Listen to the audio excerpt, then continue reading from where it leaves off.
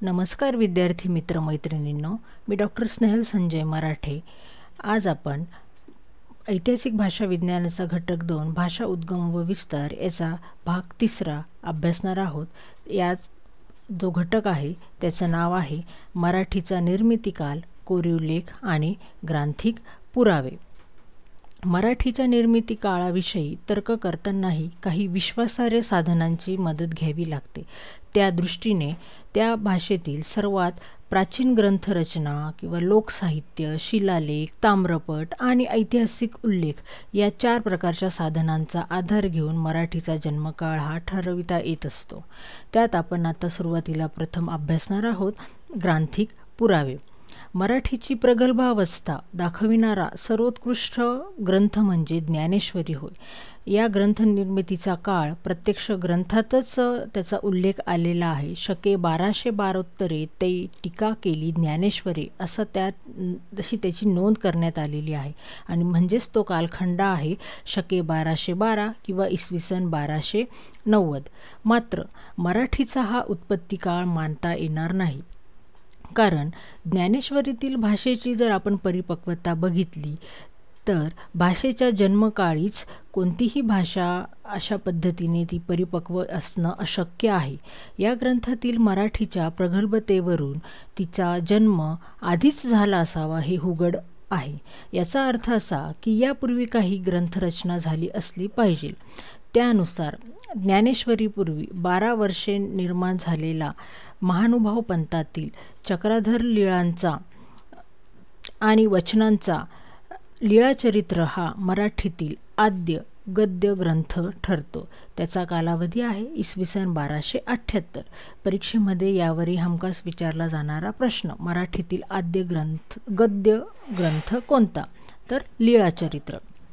शिवाय ज्ञानेश्वरीच्या आधी सुमारे 100 वर्ष लिहिलेला मुकुंदराजांनी लिहिलेला तो ग्रंथ म्हणजे विवेक सिंधू हा ग्रंथ शके 1112 हा त्याचा कालावधी आहे।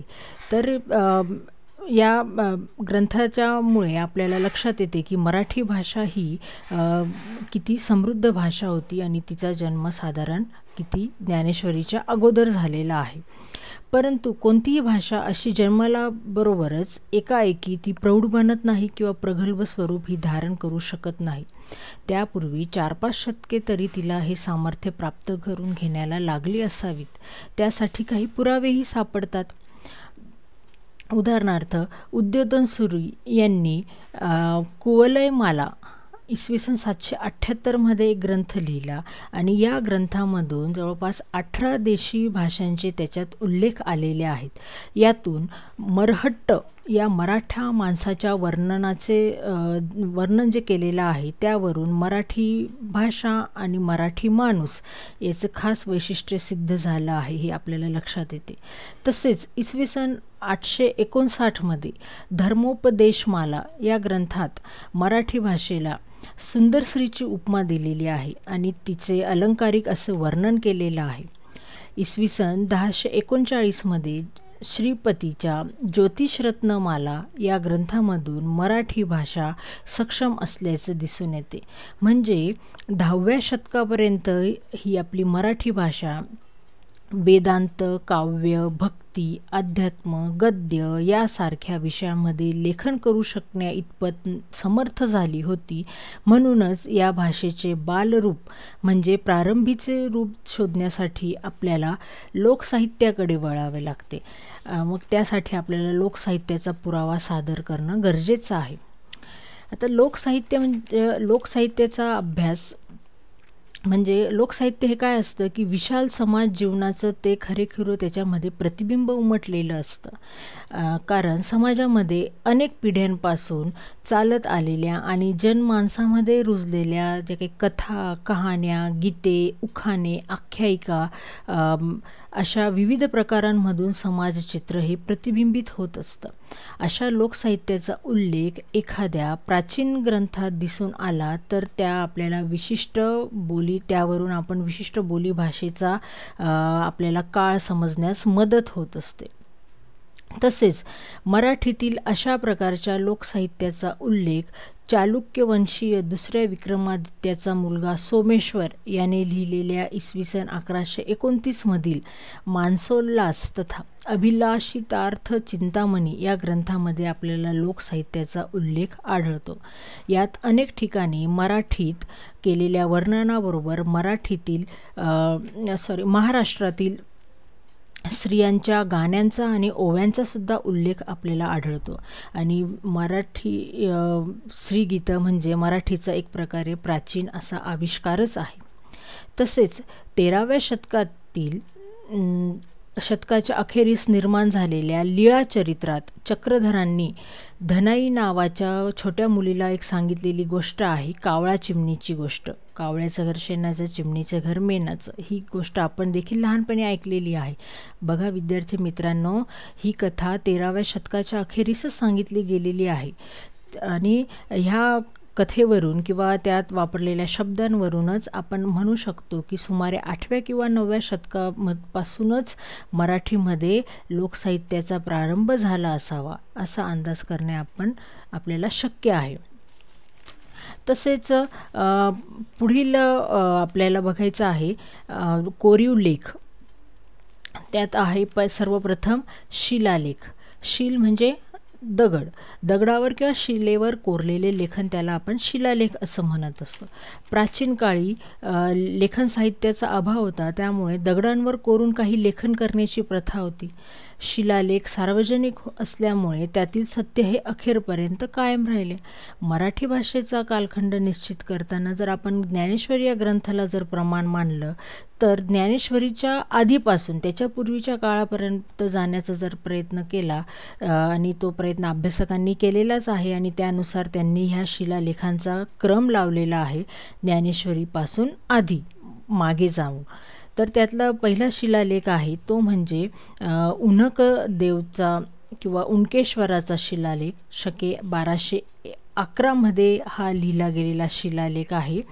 तर ज्ञानेश्वरांच्या पूर्वी साधारण केवळ 1 वर्ष अगोदर हा शिलालेख आहे आणि यावर रामचंद्र यादव, हेमाडपंत यांची नावेही कोरलेली आहेत. आणि ह्यावरून आपल्याला त्या काळातल्या मराठीची भाषिक रूपेही लक्षात येतात. पुढचा जो शिलालेख आहे तो म्हणजे पंढरपूरचा 84चा शिलालेख. तो शके 1194 मध्ये कोरला गेलेला शिलालेख आहे. ज्ञानेश्वरीपूर्वी जवळपास 17 वर्ष अगोदर असलेला हा शिलालेख भाविकांचं श्रद्धास्थान आहे. त्या काळी विठ्ठल मंदिर बांधण्यासाठी ज्या लोकांनी काही वर्गणी दिली होती त्यांची नावे ह्या शिलालेखावर कोरण्यात आलेली आहे. पुढचा शिलालेख आहे तो म्हणजे नेवासेचा शिलालेख. शके 1161 म्हणजे ज्ञानेश्वरीच्या 51 वर्षे पूर्वीचा हा शिलालेख आहे. ज्ञानेश्वरांनी ज्यावेळेस ज्ञानेश्वरी कथन केली त्यावेळेस ते ज्या खांबाला टेकून बसले होते, पैसचा खांब, त्याच खांबाजवळ एक जुनाट असं हेमाडपंथी देऊळ आहे आणि त्या देवळाच्या दगडावरील हा लेख आहे. तो ओळखला जातो नेवासेचा शिलालेख म्हणून. पुढील शिलालेख आहे पाटण येथील शिलालेख. ज्ञानेश्वरीच्या पूर्वी 84 वर्षे म्हणजे शके 1128 मधील हा शिलालेख आहे. देवगिरीच्या सिंघन यादवांचा हा शिलालेख. यातील शेवटच्या ज्या काही 4 ओळी आहेत त्याच्यातून मराठी भाषेच्या पूर्वरूपाची आपल्याला कल्पना येत असते. पुढील शिलालेख आहे परळचा शिलालेख.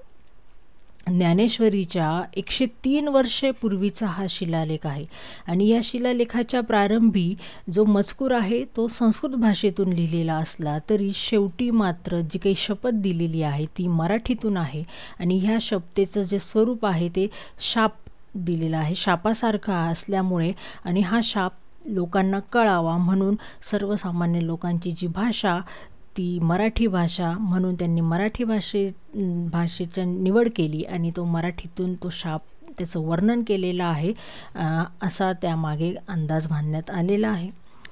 पुढचा जो शिलालेख आहे पळसदेवचा शिलालेख. याचा काळ ज्ञानेश्वरीपूर्वी 133 वर्ष अगोदर आहे, म्हणजे इसवी सन 1157 हा शिलालेख आहे. यावरील भाषेवरून राष्ट्रकूटांच्या राजवटीतील मराठी भाषेचं जे काही प्रचलित स्वरूप होतं ते स्पष्ट होतं. पुढील शिलालेख आहे आंबेगावचा शिलालेख. शके 1050 म्हणजे ज्ञानेश्वरीच्या जवळपास 162 वर्षांपूर्वीचा हा शिलालेख आहे. पुढील शिलालेख आहे महत्त्वपूर्ण, तो म्हणजे श्रवण बेळगोळचा शिलालेख. मराठीतील हा शिलालेख ज्ञानेश्वरींच्या पूर्वी जवळपास 307 वर्षांचा असल्यामुळे याला आद्य शिलालेख असे मानले जात असे. परंतु हुल्सने या मताला विरोध केला आणि त्यामुळे हा शिलालेख आद्य शिलालेख ठरत नाही.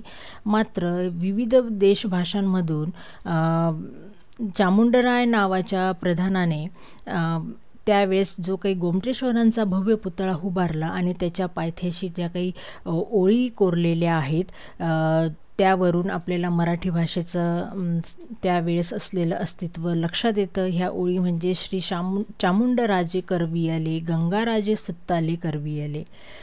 सेट नेटच्या परीक्षेला सुद्धा यावर विद्यार्थ्यांना प्रश्न हा नक्कीच असतो. आणि त्यानंतर पुढचा शिलालेख आहे तो म्हणजे अक्षीचा शिलालेख. त्याचा काळ आहे शके 934. डॉक्टर तुळपुळे यांनी आद्य शिलालेख म्हणून याला संपा दिला, पण डॉक्टर मिराशे यांनी तो नंतर उत्तरकालीन ठरविला, म्हणजे तो आद्य शिलालेख नाही, तो नंतरचा आहे. आणि हे डॉक्टर तुळपुळे यांनी नंतर याचा स्वीकार केला, म्हणजे आद्य शिलालेख म्हणून आपण श्रवण बेळगोळचा शिलालेख याला मानू शकतो. त्यानंतर आपल्याला काही ताम्रपटांचे पुराव्यांचा अभ्यास करावा लागतो. मराठी भाषेचा निर्मिती काळ जाणून घेण्यासाठी विश्वासार्ह साधन म्हणून याकडे पाहिलं जातं. तर दिवे आगरचा जो काही ताम्रपट आहे ज्ञानेश्वरीच्या 230 वर्षाआधी इसवी सन 1060 हा ताम्रपट मराठीतील आद्य लेख असून यात दिलेली जी काही मराठीची शब्दरूपे आहे, अनुनासिक, शब्दयोगी अव्यय, सर्वनामे, विभक्ती रूपे हे उल्लेखनीय ठरतात. शिलालेख आणि ताम्रपटात आलेले मराठीचे जे काही उल्लेख आहे त्यावरून आपल्याला मराठी भाषा ही किती प्राचीन आहे हे लक्षात येते. त्याशिवाय काही ऐतिहासिक उल्लेख आहे, त्याच्या आधारे सुद्धा मराठी नक्की कधी निर्माण झाली असावी याचा आपल्याला अंदाज घेता येतो. प्राकृत भाषेमधल्या जैन धर्मीय साहित्यामधून देशी भाषा प्रारंभ झाल्याचा दाखला मिळतो. तसेच नारद स्मृतींच्या काळामध्ये म्हणजे इसवी सन 700 बाण भट्टाच्या हर्षचरित्रामध्ये सुद्धा देशी भाषा असा उल्लेख हा आलेला आहे. इसवी सन 1290 तामिळनाडू येथे मराठीच्या अध्यापनाची सोय केल्याचा उल्लेख मैलंगीच्या शिलालेखामध्ये आढळतो. म्हणजे ह्या सर्व गोष्टींचा जर अभ्यास केला तर यावरून मराठीचा जन्म हा जवळपास ज्ञानेश्वरीच्याही अगोदर 4 ते 5 शतके म्हणजे 400 ते 500 वर्ष अगोदर असावा, निश्चित झाला असावा असा निष्कर्ष काढता येतो ह्या सर्व गोष्टींवरून की मराठीचा जन्म हा इसवी सन 10व्या शतकात झाला असावा आणि 13व्या शतकाच्या उत्तरार्धात ह्या ज्ञानेश्वरीच्या रूपाने तिला अलौकिक सामर्थ्य प्राप्त झाले होते आणि ह्या ज्ञानेश्वरीला आजही आपण पूजनीय, वंदनीय असं मानतो. धन्यवाद.